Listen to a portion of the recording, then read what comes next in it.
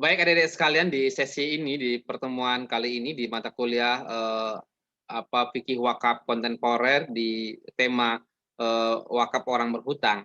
Nah, di sini tentu akan menjadi menarik ya. Tema kita di hari inilah bagaimana pendapat para ulama fikih terhadap wakaf orang berhutang. Nah, biasanya ya atau di dalam rukun itu disebutkan bahwa harta wakaf itu harus menjadi milik ya. Nah, jadi milik. Nah, bagaimana kalau kemudian orang berhutang? Orang berhutang itu kan di satu sisi dia berwakaf itu berarti dia mengatakan itu miliknya. Tapi di sisi lain, ya, di sisi lain dia masih punya tanggungan kepada orang lain. Nah, persoalannya kalau kemudian tanggungannya itu lebih besar dibandingkan hartanya, berarti dia kan masih dalam keadaan berhutang, dalam keadaan ya berhutang artinya minus kira-kira begitu. Nah, kita akan lihat sebenarnya. Nah, baik adik-adik sekalian. Nah, yang pertama yang harus kita perhatikan, kita dulu pernah belajar bahwa salah satu syarat mauquf atau harta wakaf itu syaratnya adalah yaitu milik penuh orang yang mewakafkan. Nah, kalau kita bicara syarat wakif, itu salah satunya lah merdeka. Merdeka artinya memang dia bebas, bukan dalam kondisi artinya berhutang dan berbagai macamnya. Nah, itu tentu terjadi perbedaan pendapat di kalangan ulama fikih. Jadi kalau kita lihat bab tentang orang berhutang ini memang lebih banyak dibahas di dalam banyak buku fikih, termasuk di dalam bukunya Muhammad Abdul Hukum Wakaf ini. Di sini juga lebih banyak dalam kaitan dengan wakif ya. Jadi apakah wakif itu boleh berhutang atau tidak? Nah, kalau kita perhatikan hampir semua buku-buku yang membahas tentang wakaf itu meletakkan tema kita hari ini adalah di kajian tentang wakif. Ya. Nah, baik adik-adik sekalian, nah kita akan lihat sebenarnya ada banyak perbedaan pendapat di kalangan ulama kita. Kalau kita melihat kalau di dalam buku hukum wakif ini Dr. Muhammad Abid Abdullah Al-Kabisi sebagaimana yang dikupas oleh pemakalah tadi memang lebih banyak mengatakan apakah kondisi wakif yang berhutang itu sehat atau tidak.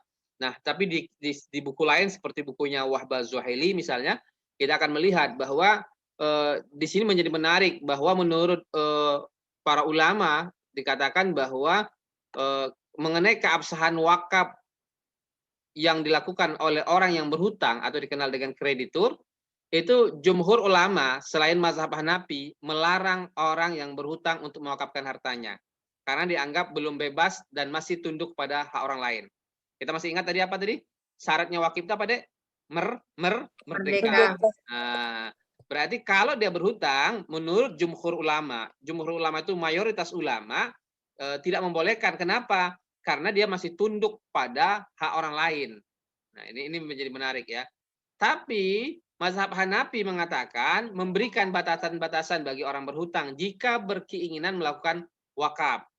Jadi lebih longgar lah sedikit kira-kira kalau mazhabnya Hanafi. Jadi dia mengatakan boleh, tapi ada batasan-batasannya. Apa batasan yang diberikan oleh mazhab Hanafi? Ada dua. Yang pertama, jika hutang tersebut tidak melebihi seluruh harta. Jadi jika hutang tersebut tidak melebihi seluruh harta, maka mewakafkan sisa harta yang tidak terkait dengan hutang sah hukumnya. Andai kata asetnya misalnya 1 miliar gitu kan, ya, tapi hutangnya cuma misal berapa hutangnya misalnya? Hutangnya cuma 100 juta. Berarti dalam konteks ini boleh tidak kalau menganut pendapat mazhab Hanafi tadi? Boleh. Boleh, ya kan? Karena masih banyak kan melebihi artinya melebihi seluruh hartanya. Nah, jadi tapi nggak boleh umpama misalnya hutangnya 100 juta, lalu kemudian dia wakaf 200 juta atau 150 juta, maka kan nggak boleh. Ya, berarti kurang ya dibandingkan aset yang dimilikinya.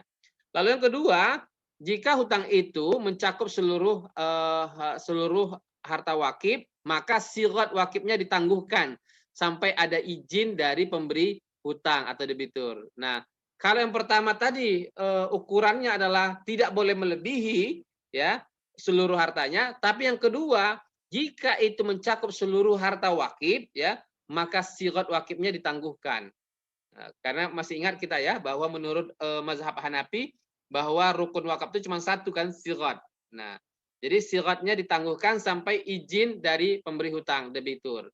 Yakni jika diizinkan maka wakafnya sah, dan jika tidak batal wakafnya. Jadi saya pikir itu ya. Jadi kadang-kadang memang terjadi perdebatan di antara kita mengenai kebolehan wakaf orang berhutang ini. Kadang-kadang ada orang mengatakan ya paksain aja ya kan. Tapi kalau kemudian berhutang gimana, kan itu persoalannya kan, berarti ada amanah yang harus ditunaikan, dibayar. Padahal wakaf itu wajib atau sunnah? Sunnah. Sunnah. Bayar hutang wajib atau sunnah? Wajib. Wajib. Nih keren. Nah gitu ya. Sampai sana sudah nyambung? Iya, Pak. Atas dasar itu wajar kalau kemudian jumhur ulama ya melarang orang yang berhutang itu untuk mewakafkan hartanya, kecuali ya mazhab Hanafi tadi yang tapi memberikan batasan ya. Karena mazhab Abu Hanifah itu kan pedagang ya, jadi ada batasan-batasan lah kira-kira mana batasan-batasannya. Nah, saya pikir itu ada dari sekalian. Jadi kalau disimpulkan ya jumhur ulama melarang, tapi mazhab Hanafi membolehkan, tapi dengan beberapa catatan tadi. Nah, meskipun di kajian-kajian atau pembahasan tentang orang berhutang ini juga dimasukkan apakah orang berhutang itu dalam kondisi sehat, tidak sehat, dan berbagai macamnya. Tapi bagi saya ini lebih gampang untuk kita pahami bahwa mayoritas ulama adalah melarangnya. Baik, saya pikir itu nanti kita akan lanjutkan dengan diskusi.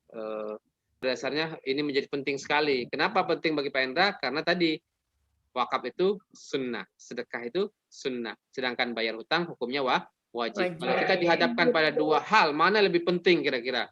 Ya, membayar hutang atau membayar sedekah, maka hutang harus ditunaikan. Bahkan hutang itu dibawa sampai mati kelak. Baik, saya pikir itu silakan berdiskusi dengan pemakalah dan juga dengan Pak Hendra. Silakan.